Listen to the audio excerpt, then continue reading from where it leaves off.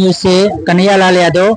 आज गोरेगांव वेस्ट में फिल्मिस्तान स्टूडियो के पास ही आया हूँ, जहाँ पे चंडिका भूतेश्वर पिंपलेश्वर महादेव मंदिर, जिसका आज 30वां साल पूरा हो रहा है, उसके उपलक्ष्य में यहाँ पे 7 दिन का भागवत कथा रखा गया है, जिसके मुख्य कथावाचक धर्मदास शास्त्री जी, पंडित धर्मदास शास्त्री जी हैं।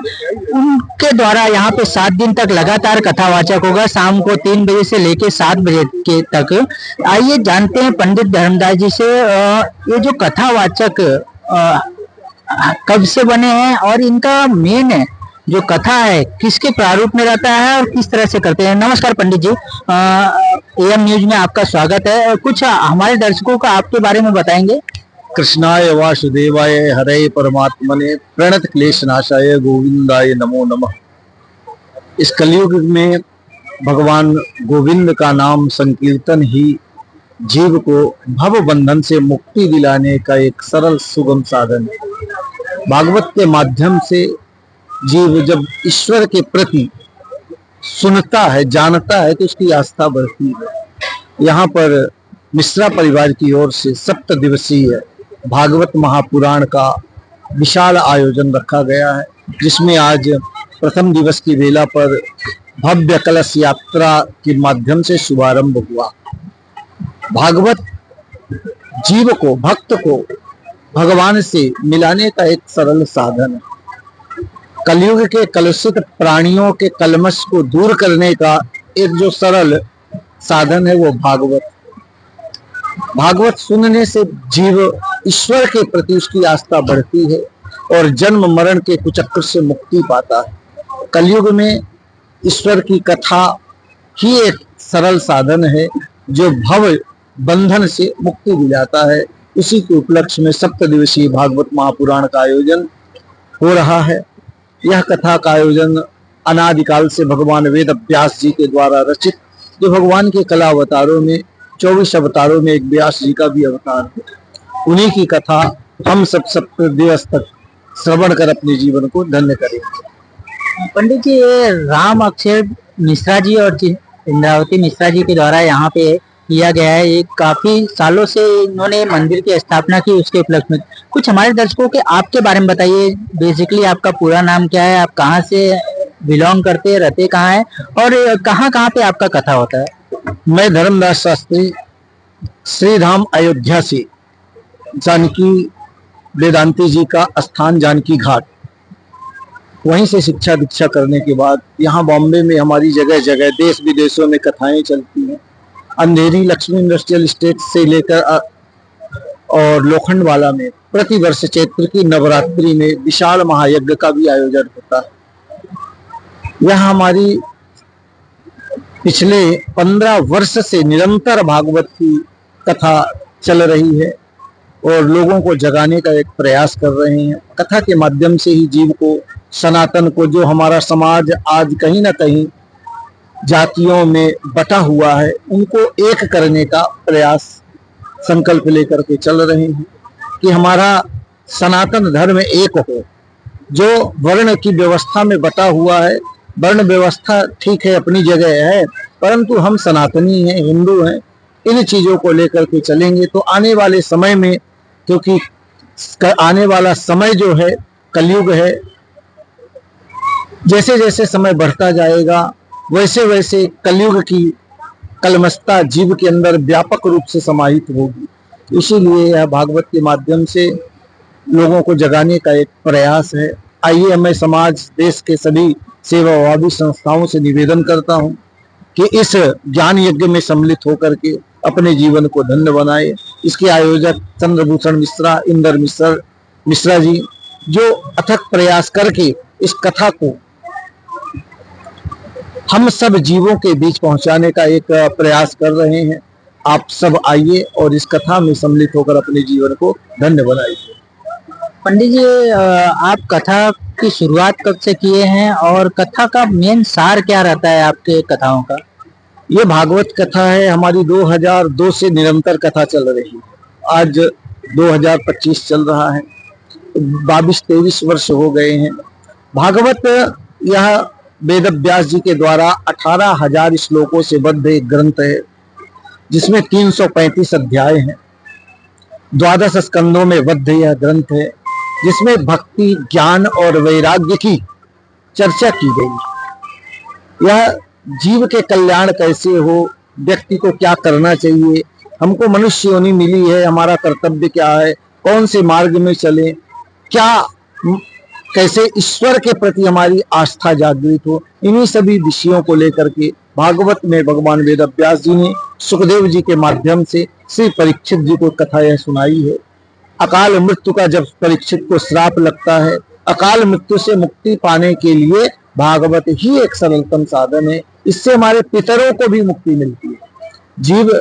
जीवित अवस्था में तो सुने, उसका तो कल्याण होता है। अगर कोई मृत अवस्था को प्राप्त हो चुका है, मृत्यु हो चुकी है, उसके निमित्त भी अगर भागवत की कथा होती है, अवश्य उसको मुक्ति की प्राप्त होती है, भगवंदन से भगवत प्राप्ति कर लेता है। आज कलश यात्रा थी आपकी, बहुत बड़ी कलश यात्रा जो जवाहर नगर से यहाँ तक आई। इतनी भारी संख्या में महिलाओं का समावेश, आपको नहीं लगता माया नगरी जैसे मुंबई जैसे माया नगरी में इतने सारे लोग श्रद्धालु का मिलना आपके लिए बहुत बड़ी बात है? ये कलयुग है। कलयुग में देखो, जैसे जैसे अत्याचार तो है, नैतिकता तो है, लेकिन धर्म के प्रति भी आज लोगों का रुझान बहुत सुंदर है। इस मुंबई में अगर इन माताओं ने इतना सुंदर समय निकालकर 1100 कलश के साथ भव्य दिव्य यात्रा का शुभारंभ किया है, ये आगाज है। आने वाला समय नारी शक्ति हमारे सर्वोपरि थी, क्योंकि वही नारी ही आज हमारे समाज में आगे बढ़कर आ रही हैं, इससे आगे चल रही हैं, तो धर्म के कार्य ऐसे हो रहे हैं। पुरुषों के पास तो बहुत कम समय रखता है। आजकल कथाओं में हम देखते हैं कि माताओं की संख्या सदैव कथाओं में ज्यादा ही रहती है। पुरुष वर्ग की अपेक्षा माताएं ज्यादा भक्ति के मार्ग में चल रही हैं, और अच्छी भी बात है। वो अपने संतान को, पति को, अपने परिवार जनों को एक अच्छे मार्ग के लिए प्रेरित करती हैं। भागवत से अवश्य कल्याण होता है। तो भागवत के प्रति जीव की आस्था, विश्वास होना ही चाहिए, क्योंकि भक्ति की जो 2 धाराएं हैं नवदा भक्ति की, पहला भक्ति की सीढ़ी है विश्वास, और आखिरी सीढ़ी समर्पण है। तो जब हम कथा सुनेंगे तो ईश्वर के प्रति विश्वास होगा, जब विश्वास होगा तो परमात्मा में समर्पण होगा, जब समर्पण हो जाएगा तो आवागमन के कुचक्र से मुक्ति मिल जाएगी।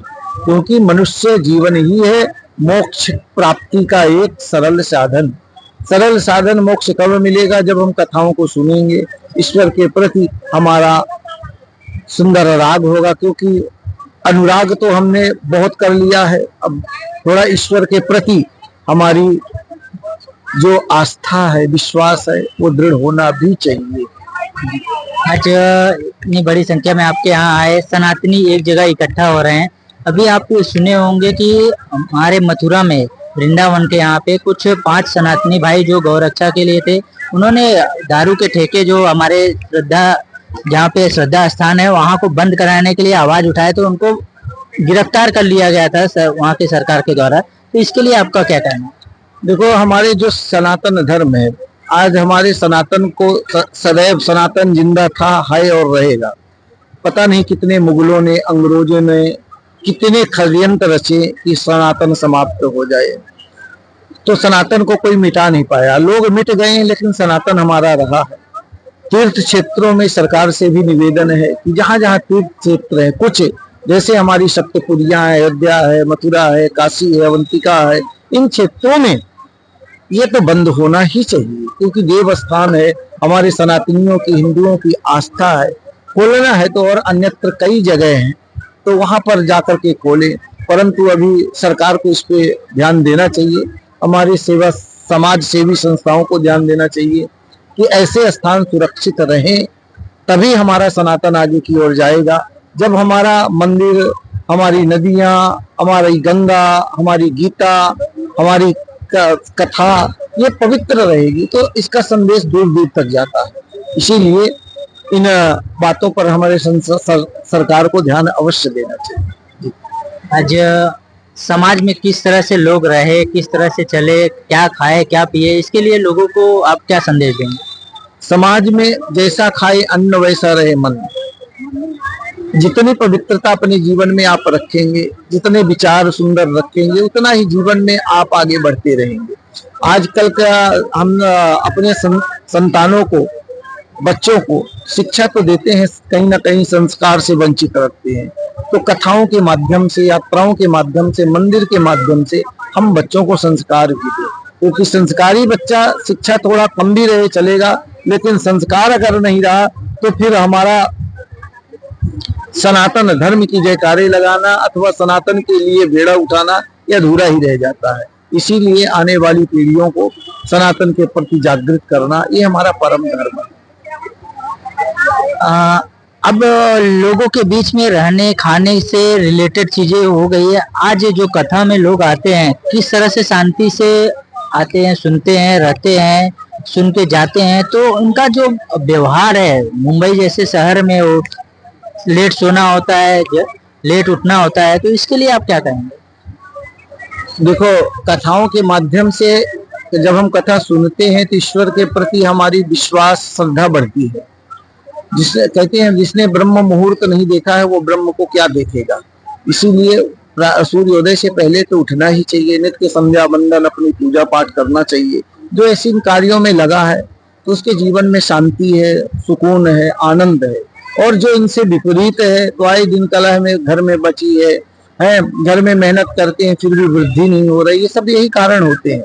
इसलिए मैं समाज की सेवा संस्थाओं से और सनातनियों से निवेदन करूंगा कि धर्म कर्म के प्रति अपना रुझान उत्तम रखें। धर्म कोई बिकती हुई वस्तु नहीं है।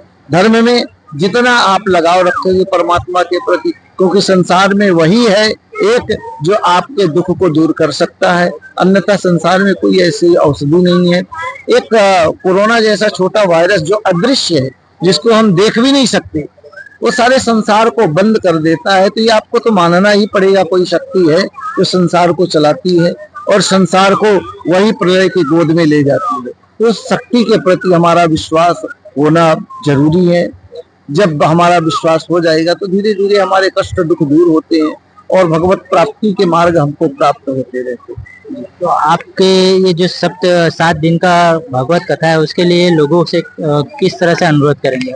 मैं यहाँ पर हमारे चंद्रभूषण इंदर भैया जी के माध्यम से 7 दिवसीय भागवत का आयोजन रखा गया है।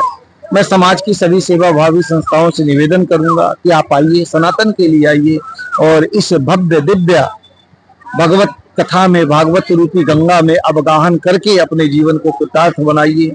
क्योंकि जैसे जब जब हमारे कर्णपुटों के माध्यम से गोविंद की कथा समावेश होती है, हमारे जीवन के न जाने कितने पाप, कष्ट, दुख दूर हो जाते हैं और भगवान के प्रति अनुराग होता है। तो इसीलिए मैं समस्त सेवा भावी संस्थाओं से फिर से निवेदन करता हूँ, आप आइए और इस भागवती गंगा में गोता लगा करके अपने जीवन को कृतार्थ करिए। जय श्री राधे, जय श्री कृष्ण। जय श्री कृष्ण।